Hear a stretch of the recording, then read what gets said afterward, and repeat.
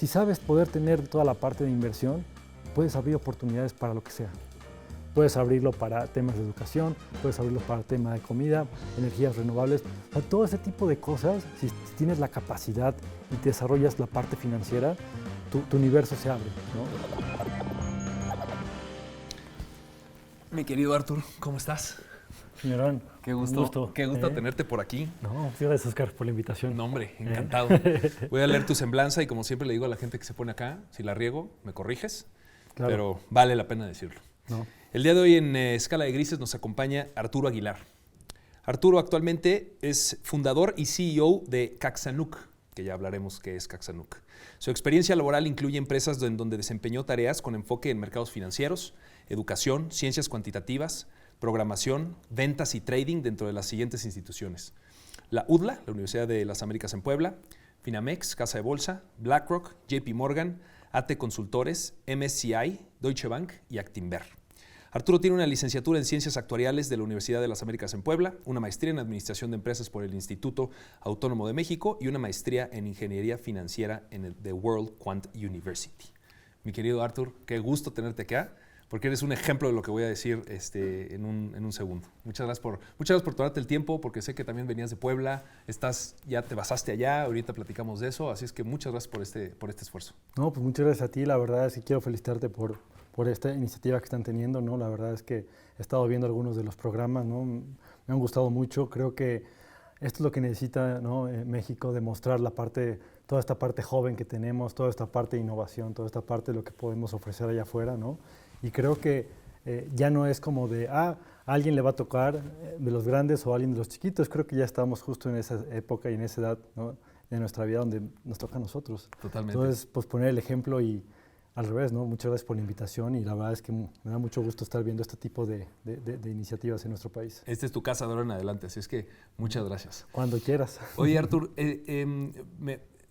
me gustó mucho la idea de invitarte al programa, porque vamos a hablar de varias cosas, pero eres una persona que tú y yo más o menos empezamos más o menos igual en el medio financiero, y tú tenías el mismo perfil, vamos a decirlo, que yo, en el sentido de la tecnología sabías que existía, que estaba ahí como una herramienta, pero ni de broma eras el experto que hoy por hoy eres, ¿no? Yo me quedé en ser no el experto y sigo medio primitivo en ese aspecto de la tecnología. Pero cuando tú y yo trabajamos juntos hace mucho tiempo, yo te veía como un financiero normal, vamos a decirlo así, con el perfil de financiero extremadamente bien estudiado, pero no con un bias tan grande por la tecnología. Nos perdemos el rastro en nuestras carreras y después nos volvemos a reencontrar en alguna otra chamba. Y yo veo a otro Arturo. Veo a un Arturo que se dedicó en tiempo completo, casi a reinventarse, de manera autodidacta, dedicarse a la tecnología, identificó los factores que eran de tecnología, el código, saber programar, y los llevaste y los aplicaste obviamente al rollo financiero, pero ahorita va mucho más allá del rollo financiero.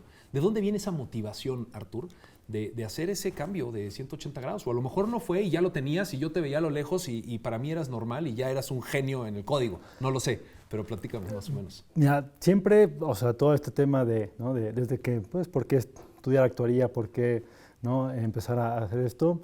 Traía algunas inquietudes, sobre todo en la parte financiera, no tanto en la parte tecnológica. De hecho, al principio que teníamos que programar, no era lo mío.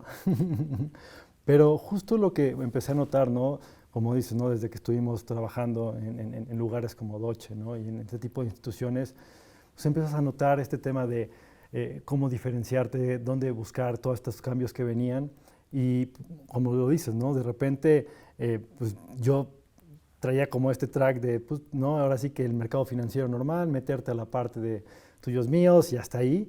Y de repente empecé a entender, ¿no? Que, pues obviamente, en el mercado de capitales, ¿no? Que es un poco más mi expertise, toda la parte de acciones, pues la parte tecnológica siempre ha ido como un poco más adelante, pues, simplemente por cómo funciona la estructura. Me empecé como a llamar mucho el tema de la atención, ¿no? Tuve oportunidad de tener algunos trabajos, ¿no? Como fui a vivir a Monterrey, ¿no? Ahí toda esta parte de modelos, toda la parte un poquito más técnica, ¿no? No la entendía, de repente era un poco frustrante, ¿no? En México no hay ese tipo de empresas, ¿no? Que tengan como esta parte combinación fuerte de tecnología, ¿no? Y pues como tú bien lo sabes, casi todas las empresas de afuera vienen a hacer más labor de ventas, ¿no? A colocar. Claro. Y toda esa parte de desarrollo y creatividad, pues la empecé a notar, ¿no? En distintos trabajos que la hacían en Estados Unidos, la hacían en Europa, un poco en algunos lugares de Asia. Y siempre dije, desde que, pues, desde que era muy joven, siempre dije, bueno, ¿cómo yo puedo generar un valor, ¿no? agregado y diferenciarme y poderlo hacer? Y me di cuenta que era a través de tecnología. Me empecé a meter más, ¿no? Empecé a ir a conferencias que tuve la oportunidad de ir a Estados Unidos, a Nueva York, ¿no? Donde se hablaban de este mundo quant, ¿no? Y como que yo dije, bueno, pues a lo mejor es una parte que debo explorar. Y poco a poco fue muy autodidacta. La verdad es que justo hace rato que estaba dando un taller ahí en Viva, me decían, oye, pues ¿cuánto tiempo te tardaste? ¿No? Y yo, pues mira, la verdad llevo 8 años. No fue así como que me paré. La primera vez que quise correr un código la pasé fatal. Claro. Tuve que reformatear la computadora más de 2 veces, ¿no? Claro. Y es constancia, ¿no? Es este mix entre, pues sí, tener como cierta sensibilidad y a lo mejor ciertas habilidades, pero más que nada yo te diría que con muchas cosas en la vida es constancia. Y yo sí lo que he notado, ¿no? Y pues obviamente cuando te pones a leer y a ver el crecimiento de otros países, ¿no? Las historias de, pues obviamente, que llevó a Estados Unidos a hacer lo que es, en su momento a Japón, en su momento a Corea, en su momento, obviamente, ahora a China, ¿no? Que es un poco lo que está generando, es la parte de tecnología, la parte de innovación. Entonces, un poco fue eso, ¿no? Y empezar justo a buscar dónde podía conseguir ese conocimiento, ¿no? Que pues solo era o te vas a trabajar a otro país, como tú bien sabes, que pues, Sí. quieres crecer en México, si ya quieres avanzar, tenías que ir a otro lado. Siempre me ha gustado mucho estar aquí, toda mi familia, me encanta la comida, lo que tú quieras. Y pues fue mucho esa parte y cómo traerla, ¿no? O sea, cómo empezar a generar esa espinita para obviamente tener un desarrollo y no pues como que tener esa necesidad de irte a otro lado que por falta de oportunidades en tecnología, ¿no? Ahora, entiendo que entonces agarras la tecnología como una motivación, te empiezas a meter, empiezas a aprender, y aquí viene mi segunda pregunta. ¿Crees que tú hiciste gran parte de este aprendizaje, o capaz que todo, de forma pues, autodidacta, ¿no? Claramente tomaste cursos y todo, pero fue una inquietud tuya y poco a poco, y tú me decías, ¿no? Cuando trabajábamos juntos, yo te preguntaba, es que ¿cómo te enteraste de esto? Pues en YouTube está todo, cabrón, ¿no? O sea, y hay X cursos y demás, o sea, ¿tu parte autodidacta crees que es algo muy tuyo o es algo que la gente también puede adoptar ante la limitante, ¿no? No todo el mundo tiene miles y miles de dólares para gastarse en una universidad americana, pero también tienes, ya los recursos y la información está disponible para todo el mundo, al menos yo lo vi contigo así, ¿no? Sí, mira, un poco ahí te va el mix, ¿no? Justo después de irme a Monterrey y como que se abrió En Monterrey la verdad es que sí traen otro chip, ¿no? Traen como este tema de, pues, de emprender, ¿no? El jale, lo regio, ¿no? Regiolandia, todo y me Lo gustó. identificas mucho más fuerte que en México. Mucho más fuerte, ¿no? Okay. Sí traen otra cultura y también traen una cultura de inversión mucho más fuerte, ¿no? Ahí está ahí el peluquero donde iba en San Pedro, me decía que tenía acciones de Cemex, ¿no? Entonces, okay. Y que un día siguió un señor de Cemex, ¿no? Que sí. Le dijo que comprara y compró. Pero ¿no? invirtió, ese es el punto. Invirtió, claro, ¿no? Claro. Entonces, como que ahí vi ese otro nivel, ¿no? Distinto. O sea, la verdad es que la gente sí trae otra velocidad en esa parte, ¿no? Sí. Entonces, cuando regresé, intenté hacer mi primer emprendimiento, ¿no? Mis papás tienen un despacho de contabilidad pequeño y yo dije, bueno, pues agarré, dije, lo voy a intentar. Tuve algunos meses, cayeron un par de cosas, ¿no? Nada muy grande. Y de repente pues, me buscaron, esta Mónica, que fue una ex jefa de Deutsche, para irme a JP Morgan. Obviamente en ese momento dije, no, pues claro que es una buena oportunidad. Pero siempre dejaste la parte, dejé la parte un poco suspendida del emprendimiento por meterte otra vez al mundo corporativo. ¿No? Pero ya traías el chip tecnológico. Pero ya traía el chip de emprender y de tecnología, okay. ¿no? ¿Qué me di cuenta en ese primer intento? Pues obviamente pues, los clientes que llegué a ver pues, eran empresas muy chiquititas, ¿no? Que pues ahora sí que la oficina era en la casa y la contabilidad estaba en el closet, ¿no? Entonces, yo intenté y dije, bueno, les voy a platicar después de estar en un trading y de operar, ¿no? Y pues les voy a platicar cómo invertir y me costó mucho trabajo. Fue un poco frustrante, un poco decepcionante porque pues... ¿Porque no lo entendían?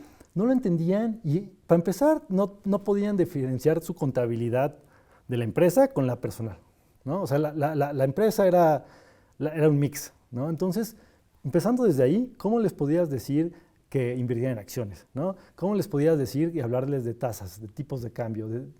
Fue como muy difícil a ese nivel, ¿no? Obviamente, pues hay empresas más grandes que pues tienen esa oportunidad, pero no eran empresas tan pequeñas, ¿no? Algunas ya facturaban bien, pero aún así no había esa cultura, ¿no? Okay.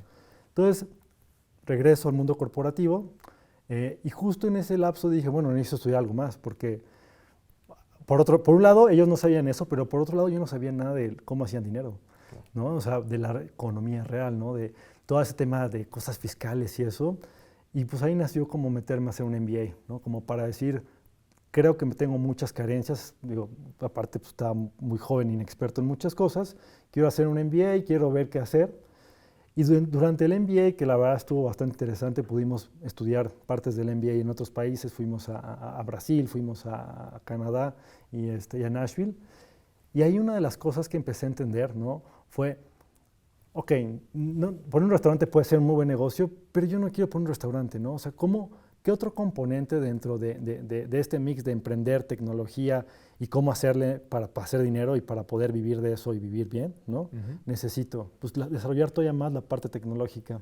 Entonces, en ese lapso, tuve un viaje a Nueva York y en una conferencia de Quants, ¿no? Uno de los ponentes habló de una maestría gratis que se llama World Quant University. Maestría gratis, tal cual. Maestría gratis. ¿Y tú lo hiciste? Yo la hice. Apliqué. Sí, fueron 2 años de, pues obviamente, todos mis puentes era estudiar, nació mi bebé y era con la bebé aquí programando, rompí varias computadoras, o sea, fue un reto. Y es cuando te das cuenta, y esa parte, ¿no? No necesitas tener miles de millones. O sea, me costó más caro el MBA, que pues sí me sirvió, pero la parte técnica no me costó. Obviamente fue tiempo, fue inversión de tiempo y fue complementarlo con otras cosas. Pero lo que decías o sea, el que persevera y el que quiere lo puede lograr, claro. Estamos, yo creo que en una de esas etapas de la humanidad donde todo está en YouTube, ¿no? Los maestros de la India son las pistolas. A veces hay que entenderles el acento, pero claro, la verdad es que hay muy buen material. Claro. Está cambiando mucho todo este tema del código abierto, de toda esta parte de innovación abierta, ¿no? De compartir, de trabajar en equipo, de cosas así económicas que obviamente todos necesitamos tener, sí, pero también un propósito, ¿no? Un propósito del por qué, ¿no? Entonces, con este mix, o sea, dije, bueno, me voy a preparar. Empezaron a salir algunas oportunidades, me cambié, ¿no? Tuve la oportunidad de poder trabajar contigo. Regresamos a trabajar, sí. Que en serio, o sea, esa última parte de la estancia en Finamex para mí fue muy reveladora porque me permitió demostrar que de esas cosas que pues empecé a aprender y a hacer un poco como, pues ahora sí que con modelitos de juguete que pues con datos de Yahoo Finance nomás, ¿no? Sí. A poder construir cosas que me da gusto que hoy se usen, ¿no? Y que pues ya no se juegan con 3 pesos, ¿no? Que ya fueron de utilidad a nivel corporativo incluso, a ¿no? nivel corporativo. A nivel pro, ¿no? A nivel pro, a nivel... Entonces, es cuando te das cuenta, ¿no? De que pues realmente todos empiezan así. O sea, no es como que alguien nació en otro país y ya tenía el algoritmo perfecto y le salió a la primera, ¿no? Es cosa de perseverancia, es cosa de buscar, es cosa también de que te apasione, ¿no? Yo creo que el tema de los mercados creo que tiene 2 estigmas, ¿no? Uno, por un lado, es como este mundo glamoroso, vida fácil, ¿no? Esa imagen que, ¿no? Y por otro lado, como que es esa, para la gente muy técnica, de repente es como esa, por llamarlo, prostitución, ¿no? De tu conocimiento. Claro. Pero para mí es la forma, ¿no? En la que las cosas pueden cambiar y mejorar. Claro. ¿Por qué? Porque si sabes poder tener toda la parte de inversión, puedes abrir oportunidades para lo que sea. Totalmente. Puedes abrirlo para temas de educación, puedes abrirlo para temas de comida, energías renovables. O sea, todo ese tipo de cosas, si tienes la capacidad y te desarrollas la parte financiera, tu universo se abre, ¿no? Totalmente. No entonces, aplica nada más para la parte financiera, para todo lo demás. Yo te puedo decir que a nivel funcional, hoy por hoy, lo que tú dejaste en nosotros fue cambiar una manera de trabajar orientada 100% a la tecnología. Ya la teníamos de una manera muy corporativa, pero ahora con la manera de montas todo en los códigos, te hace la vida mucho más fácil, mucho más eficiente, mucho más, o sea, todo. Es el día y la noche. Yo estoy impresionado. Y te permite competir a cualquier nivel. A cualquier nivel y con un costo muy bajo. Con un costo muy bajo. Oye, Artur, y quiero pasar ahora el tema, derivado que fundas Caxanuc y que va mucho más allá del rollo financiero, sino es ahora tomar la tecnología, compartirlo, dar clases. Y ya que dominas el tema de la tecnología, del código, de automatizar muchas tareas, lo que yo entiendo es que te da oportunidad no solo de aplicarlo al mundo de la tecnología, sino a muchas otras cosas, ¿no? Incluso investigación. Y cuando platicaba contigo y me enseñas un research, un papel, no sé cómo explicarlo en español, un paper tal cual, de 450 hojas que tú escribes, 450 hojas acerca de México. Y yo digo, pues este güey trabaja conmigo en las finanzas. O sea, ¿cómo va a escribir un paper de 450 hojas acerca de México y todo lo que tiene? ¿Por qué te inspiras a averiguar de cada uno de los rincones en México a nivel finanzas, demografía, estados, industrias? De verdad es una Biblia que yo creo que la gente debería de tenerla. Vamos a dejarlo el día que se publique esta entrevista Escala y Grises, ahí el link a tu paper, a tu escrito, porque realmente es una Biblia de lo que es México, ¿no? Como país. Un cuate que esté en Uzbekistán y agarra el paper, entiende perfectamente lo que hay en México y se me hizo un trabajo impresionante. Quiero que me platiques, uno, como brevemente, ¿qué te inspira a hacer esta investigación de 450 hojas acerca de México? Y después de eso, ¿cuáles son tus 5 conclusiones? Claramente muy poca gente se va a echar los 450 hojas, pero tú que lo ideaste y que lo hiciste, ¿cuáles son tus 5 conclusiones acerca de México? Y yo creo que ahí podemos poner un piso interesante de qué es lo que va a pasar y hacia dónde ves que va México en los próximos años, ¿no? Que yo creo que es algo positivo. Pero, ¿qué te inspira a hacer el paper? Y después platicamos las conclusiones. ¿No? Claro. Pues no, la verdad es que yo desde que estaba muy joven, había en Canal 11 un programa que era un chavo que iba lugar a lugar, de pueblito a pueblito, y probaba la comida típica de cada lugar, ¿no? No acuerdo, no sé qué, el sabor, ¿no? Y me encantaba, ¿no? Y pues siempre como que, pues ahora sí que en la prepa y eso, dije, bueno, yo algún día quisiera ir y viajar y conocer todo México y ver a qué se dedican, saber qué hace la gente, ¿no? Entonces, cuando empecé a entrar a todo este tema de casas de bolsa, ¿no? De investigación, de papers, de research, y veía los papers que publicaban y demás, dije, bueno, yo creo que hace falta, ¿no? Algo un poco todavía más profundo para entender dónde están los huecos, dónde están las oportunidades, dónde están los problemas, ¿no? Cómo podemos llegar y solucionar y mejorar la calidad de vida de las personas y entender, ¿no? Qué es lo que está pasando. Entonces, pues viene de pues obviamente, cariño y amor que yo tengo a nuestro país, ¿no? A nuestra gente, ¿no? A todo lo que hemos conseguido crear como nuestra identidad, que creo que es muy, muy bonita y muy interesante y bastante fuerte. Y bueno, de repente pues fue un proyecto que siempre quise hacer, que pues nunca había tenido yo pues la dirección o el tiempo, el espacio para hacerlo, ¿no? El equipo, ¿no? La verdad es que fue un proyecto que hice con varios chicos entre practicantes de la universidad y algunas personas que ya están full time que dieron todo para hacerlo. La verdad es que fue enseñarles a entender gráficas, papers, mapas, ideas, ¿no? Fueron 150 días más o menos de trabajo, ¿no? De estar investigando, de estar encontrando esta información. Y fue eso, ¿no? Fue querer demostrar, ¿no? Que todas las oportunidades que hay en nuestro país, ¿no? También entender cuáles son las cosas que tenemos que arreglar para poder aprovechar y cambiar pues, este tema de pobreza, ¿no? Este tema de desigualdades, ¿no? Y entonces un poco fue esa idea, ¿no? De crear y entender, a ver, vamos primero a hacer un análisis de todo el país, ¿no? Primero vámonos a nivel república, a qué se dedica el país, ¿no? ¿Qué tipo de minerales, qué tipo de recursos, la población? Cosas, ¿no? que, por ejemplo, de lo que me decías, de cuáles son como estos highlights, ¿no? Yo te diría que a nivel país... Pero antes de llegar a los highlights, ¿hubieras hecho esto sin el conocimiento tecnológico que tienes hoy por hoy? No. No hay forma. No, simplemente las bases de datos que tuvimos que conectar de distintas instituciones del gobierno para poder mapear toda esa información a mano. Imposible. O bueno, tal vez, pero hubiera necesitado sí. un porcentaje de la gente que trabaja en el INEGI, ¿no? Sentados ahí dedicados a esto. Para concluir ahí algo. Entonces, la parte tecnológica justo es lo que nos empieza a permitir que con un equipo muy pequeño, sí. ¿no? De colaboradores, generar esto y generar un paper que pues obviamente se llama Open Ideas for Growth sí. para México, porque sí. esa es la idea. De hecho, al final del paper invitamos a la gente que lo lea, que nos manden feedback, que si quieren participar en una siguiente edición puedan hacerlo, y es abrir, ¿no? Porque nosotros, cada uno tiene su percepción de qué es lo que le falta y qué es lo que está bien y qué es lo que está mal, ¿no? Entonces, si juntamos eso, si nos ponemos de acuerdo, ¿no?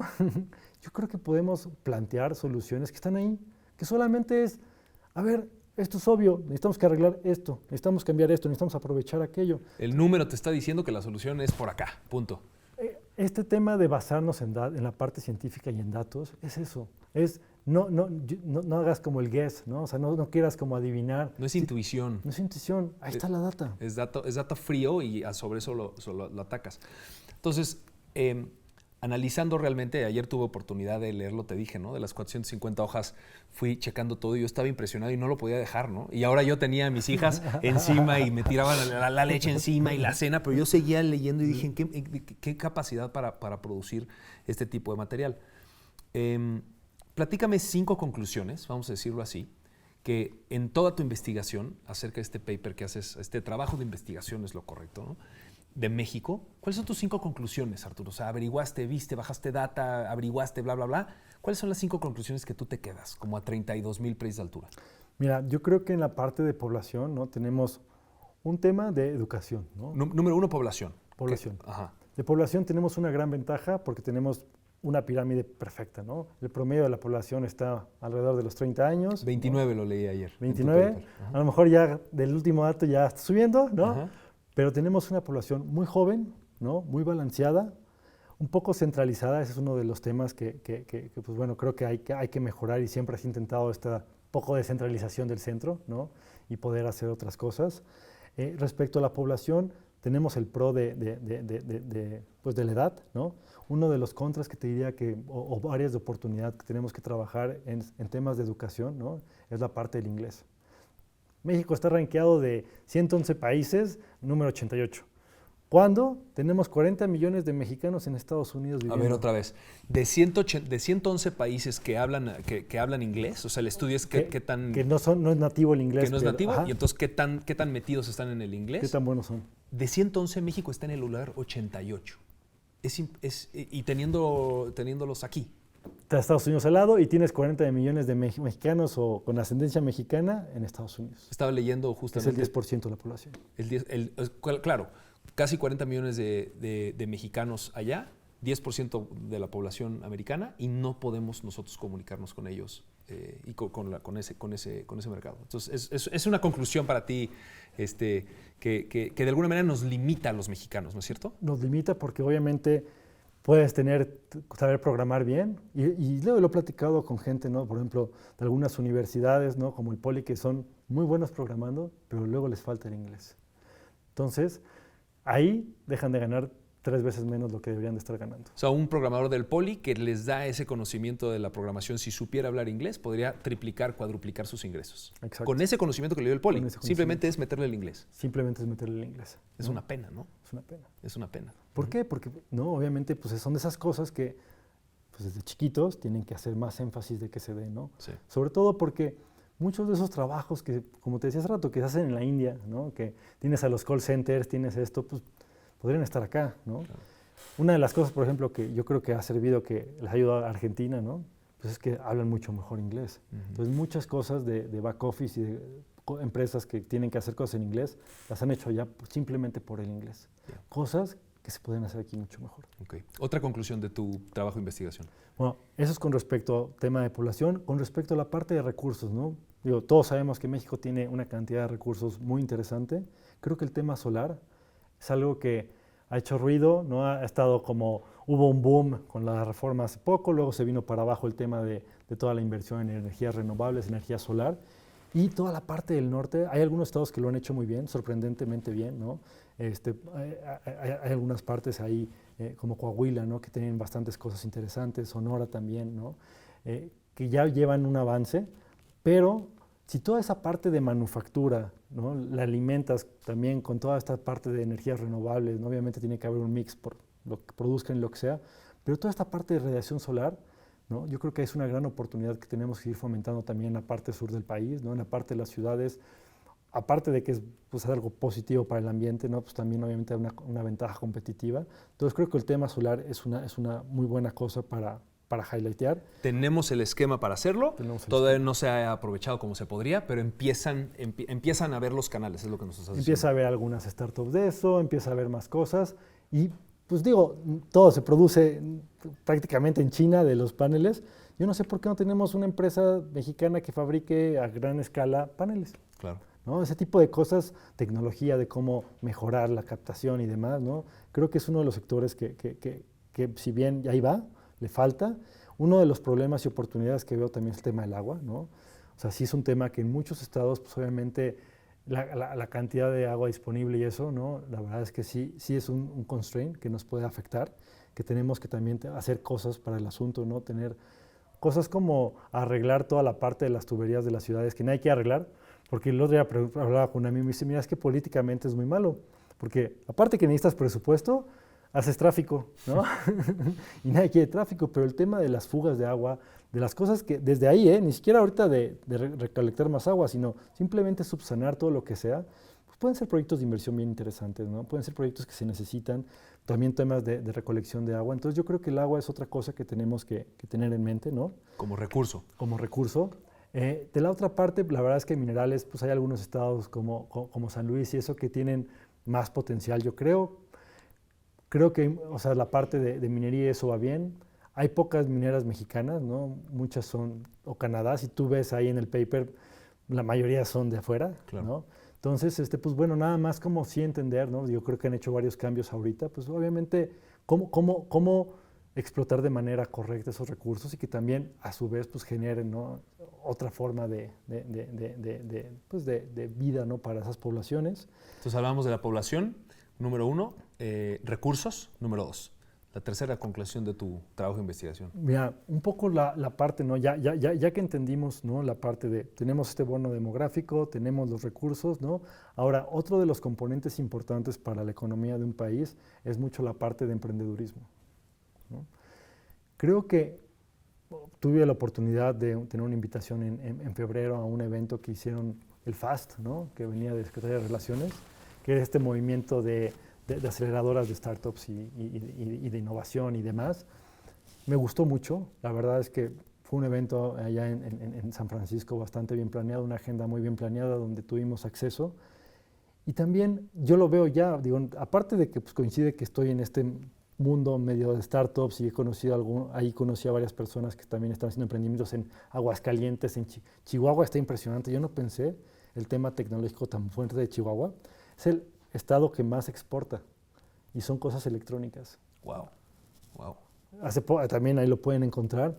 Esas son de las cosas que tienen centros de innovación bien interesantes. Entonces, por un lado, ¿no? Tienes la parte de startups que también mucha gente de la TAM se ha venido a México porque es el hot market, simplemente también por temas demográficos. Estás jugando una pirámide poblacional que va a seguir mejorando cada vez más en los próximos 15 años y aunque seas malo vas a vender. Cuando hay muchos otros países que tienen el problema de la población, ¿no? Que es al revés. Como Japón, como Europa, que está invertida esa población y ya no te van a consumir. Ya no te van a consumir y también la parte creativa, ¿no? Obviamente, pues la gente joven tiene otro tipo de creatividad, tiene otro tipo también de pues, asumir más riesgo, ¿no? Porque obviamente estás en otra etapa de tu vida, ¿no? Entonces, ese componente de emprendedurismo, más los VCs que se han creado. El VC, hablando del Venture Capital, que ya hemos tenido invitados hablando de eso, es aquellos fondos que le meten lana desde un inicio a ciertas empresas con el propósito de que crezcan de manera acelerada, ¿no? Exacto.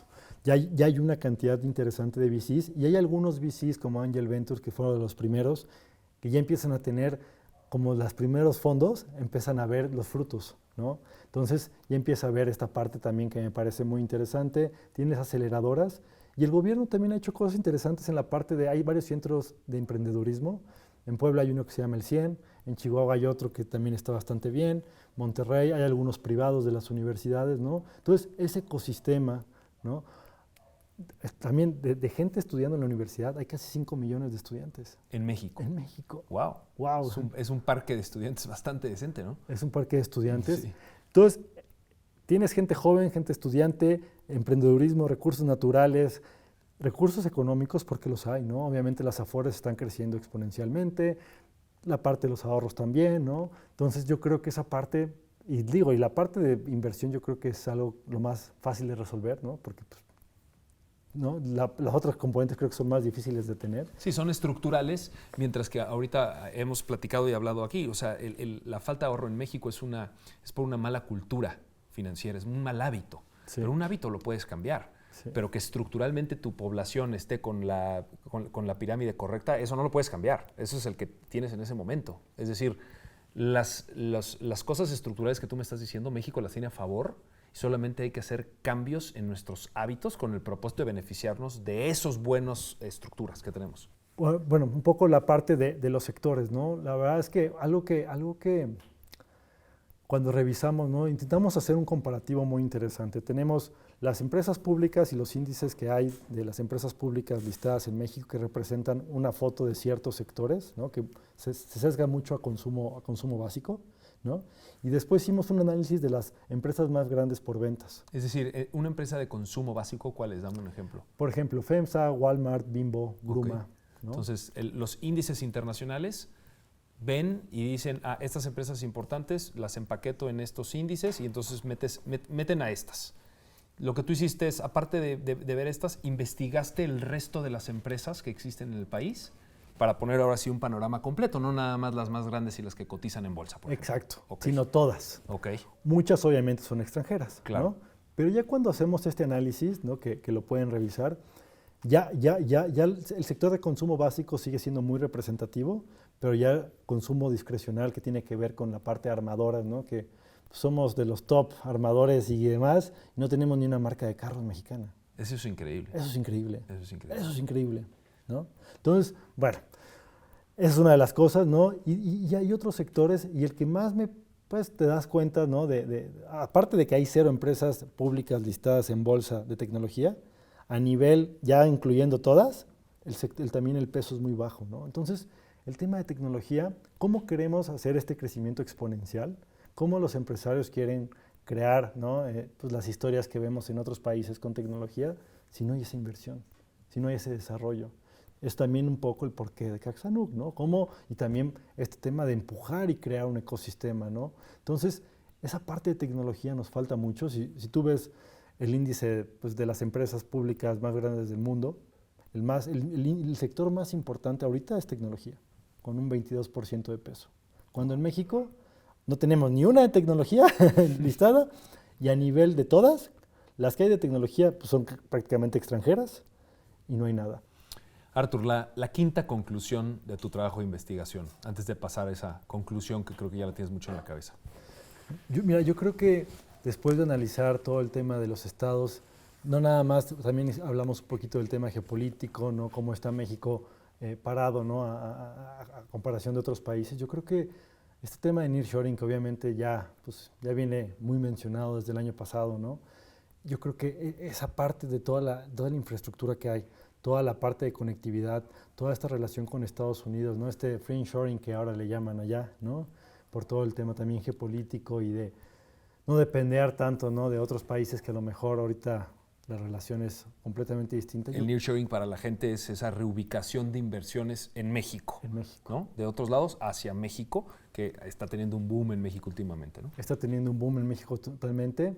Y no solamente es en la frontera y vamos a hacer más maquila, ¿no? También estamos hablando de traer no solamente maquila, sino traer también tecnología, desarrollar cosas aquí, de nosotros crear cosas nuevas. ¿Cuál sería tu conclusión de este trabajo de investigación de México para los próximos años? ¿Cuál sería tu conclusión? ¿Qué te llevas en la cabeza después de estudiar tanto esto? Hay una oportunidad generacional impresionante en nuestro país. O sea, está en las características que estamos viviendo para poder generar un cambio, ¿no? Radical, para poder, como pasó, ¿no? En otros países que pues, de tener una población en pobreza bastante alto, lo han reducido y han mejorado la calidad de vida.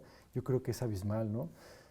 Me llamó la atención, antes de pasar a la última pregunta que siempre en Escala de Grises hacemos, me llamó la atención que dentro de 450 hojas que tú haces un papel de investigación, el tema político ni lo tocas.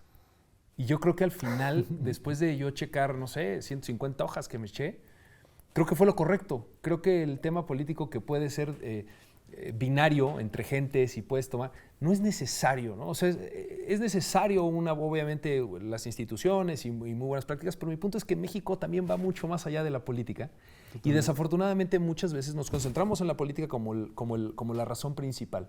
Pero todo lo que me estás diciendo alrededor, pues casi, independientemente de cualquier tipo de partido, política o corriente, va a seguir siendo. O sea, la oportunidad de México va a seguir ahí funcionando, ¿no? Entonces, te felicito por no haberlo incluido. Eso es lo que te quiero decir. Creo que fue correcto el approach de no contaminarlo, ¿no? Sí, justo como, ¿no? En su momento dije, bueno, a lo mejor hay que ponerlo y lo puse en el índice 1. Y después iban saliendo cosas más interesantes y lo iba dejando hasta el final. Y luego dije, no, quítalo. O sea, no es necesario. Yo creo que esa parte, obviamente, siempre va a haber cosas buenas, cosas malas, va a haber políticos buenos, políticos malos en cualquier país, y ha pasado y pasará, claro. ¿no? Y ya eso no te debe quitar el sueño, pero todo lo demás que hay, ahí está. Y depende de nosotros, como comunidad, como país, ¿no? Poderlo explotar y poder esto generar mejores cosas, no solo para México, sino también para el mundo, porque pues al final de cuentas, ¿cómo exiges cosas si no das el ejemplo? Claro. La típica pregunta escala de grises como acabamos es que la gente se moje y que se moje es que nos diga, ok, ya me veniste a vender tu historia, tu vida, tu absolutamente todo, seguramente tuviste éxito, no éxito, pero ya viste de todo y la gente que se pone aquí generalmente es gente que tiene éxito. Entonces, todo el mundo tenemos el problema que empezamos a ganar dinero y a lo mejor nos sobra, no nos sobra, lo que tú quieras, pero tenemos una responsabilidad con la lana que tenemos. Entonces tú, Arturo Aguilar, después de tus años de experiencia y de haber trabajado en muchos bancos y ahora estar haciendo otro tipo de emprendedurismos y demás, ¿tú qué haces con tu dinero? ¿En dónde lo tienes invertido? En un término de porcentaje como tu portafolio de inversión, seguramente esa práctica la agarrará alguien o a lo mejor no estará de acuerdo y demás, pero claramente eres un cuate estudiado y que tendrá mucho que aportar. Entonces, ¿cómo ves tu cartera de inversión en términos porcentajes? ¿Dónde anda, Arturo? Mira, yo creo que la forma, ¿no? de cómo puedes darte o sea, irlo construyendo como yo lo hice en su momento, ¿no? De repente, pues, mi primera preocupación siempre fue, pues, tener una casa, ¿no? Entonces fue, ahora sí que echarle ganas, tener esa parte, yo te diría que el 100%, pues que un 50% está en real estate. Hoy por hoy, para hoy ti. Por hoy. 50% eres un seguidor fiel del real estate. 50% soy un seguidor fiel. ¿No? O sea, creo que ya que lo tienes, de repente dices, no es el mejor negocio, pero te da seguridad, ¿no? Okay. Y con el otro 50... Y está bien, ¿no crees? Está bien tener seguridad, está bien sentirte bien. Esa ha sido mi tesis. A lo mejor ganas por otro lado más, pero no importa, está bien sentirte bien con tu casa. No, ya cualquier cosa que pase, por lo menos tengo un techo, ¿no? Uh-huh. Y también pues he podido comprar un par de terrenos que pues también te dan como esa ilusión, ¿no? Entonces, 50% bienes raíces. Ahorita, por ejemplo, con las tasas como están, ¿no? Pues prácticamente todo lo que tengo de ahorros, tanto yo como para mis hijos y demás, lo tengo en fondeo. En fondeo, para decirle a la gente, es como comprar un sete. Como comprar un sete. ¿No? Alguna vez subimos un reel por acá que pegó bastante porque yo dije, y no lo dije planeado, lo dije de veras, toda mi lana está en fondeo y el fondeo en setes, ¿no? Y pues sí, llevo como año y medio, 2 años con unas tasas al 11, 12%. Pues, ¿qué más quieres que el 11, 12%? Un poco de duración ahora. Y punto. Entonces, bueno, ¿qué porcentaje dirías de ese 50% en bienes raíces? ¿Qué porcentaje tendrás en CETES? Yo creo que un 30%. Actualmente. Sí. Ok. Un porcentaje en equity, ¿no? A lo mejor un 5% entre equity y FX, ¿no? Renta variable, 5%. Y ese es un 5 que juego. Ok. Me gusta estar... una forma, yo creo que interesante de no solamente comprar y ya, ¿no? O sea, a mí si esa parte no me gusta, pues obviamente, aunque sea poquito, pero estarla jugando, estarla moviendo. Tú, ¿no? Sí eres de los que está jugando. Yo sí estoy jugando, ¿no? Okay. También he jugado con criptos. ¿Y cómo te ha ido? En general, en este juego, tanto en las acciones como en los criptos, ¿bien o mal? En los criptos, pues no le metí un poquito, no me fue mal, ¿no? Pero la verdad es que llega un punto que me volvió un poco adictivo porque es 24/7. Es un casino. Sí dije, no, espérate, ahorita no. Ajá. Y el otro, pues más bien es como de repente hay épocas, ¿no? Hay épocas que de repente le muevo más, hay veces que me quedo ahí un ratito, ¿no?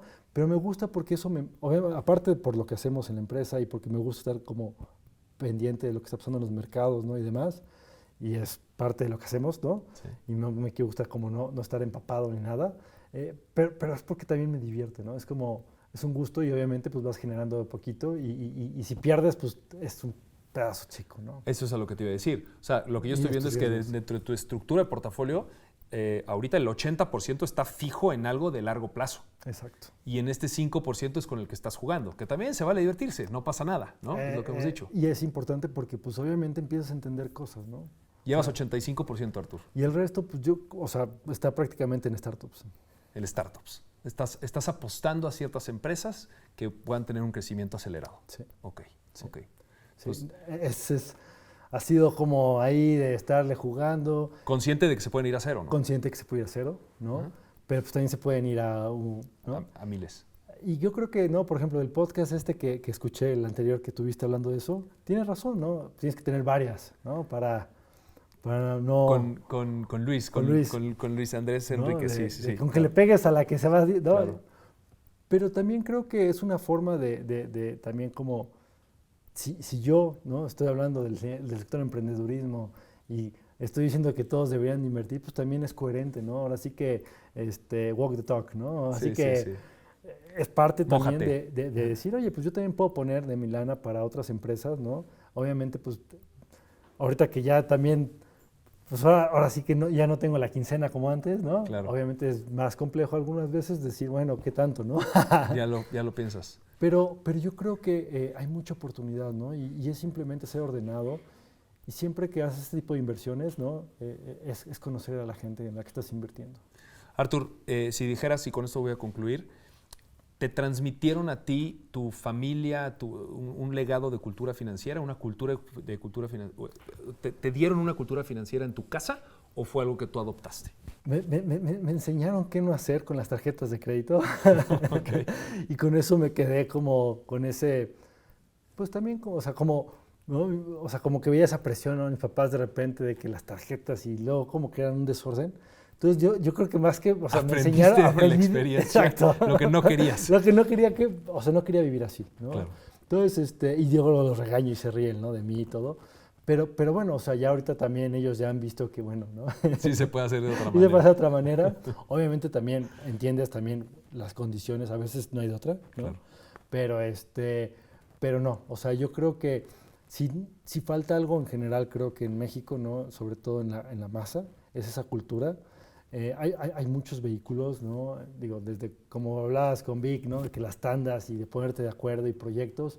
Yo creo que, o sea, el problema es que ha habido como malas experiencias y la gente no ha sabido pirámides, todas estas cosas que han pasado. No han cambiado el chip a algo formal. No han cambiado el chip. Yo creo que la formalidad es importante. Yo creo que la gente debe de dejar de tener esta aversión a tener el dinero en el colchón, ¿no? Porque, digo, tú vienes, no, tú eres de Cuerna, yo ahorita vivo en Cholula. Entonces, como que la gente de otros estados todavía le cuesta, ¿no? Este tema de, oye, pues ¿para qué una cuenta? O en lugar de transferirte, mejor dámelo cash, ¿no? Claro. Entiendo que toma temas fiscales, ¿no?